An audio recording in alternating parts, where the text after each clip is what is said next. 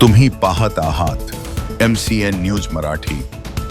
माहूर किनवट राष्ट्रीय राज्यमार्गावरील नखेगाव फाट्याजवळ Mahindra eco car व दुचाकी यांच्यात समोरासमोर झालेल्या भीषण अपघातात दुचाकीस्वाराचा जागीच मृत्यू झाला असून चारचाकी चालक गंभीर जखमी झाल्याची दुर्घटना 31 डिसेंबरच्या दुपारी 3:30 वाजण्याच्या सुमारास घडली. अपघात इतका भीषण होता की रस्त्यावर रक्ताचा सडा पडून बराच काळ रस्त्यावरील वाहतूक ठप्प झाली होती. माहूर येथील रुपेश गुलाबराव आराध्य हे वाई बाजार येथे राहणाऱ्या बहिणीस भेटण्यासाठी महिंद्रा इको क्रमांक MH27 AR 9210 या वाहनाने गेले होते. परत येत असताना नखेगाव फाट्याजवळ समोरून येणाऱ्या दुचाकीला त्यांच्या वाहनाची जोरदार धडक बसली. या अपघातात दुचाकीस्वार जयराम कोमल प्रसाद मिश्रा वय 60 वर्ष राहणार सायफड तालुका माहूर यांचा जागीच मृत्यू झाला. तर रुपेश आराधे हे गंभीर जखमी झाले आहेत.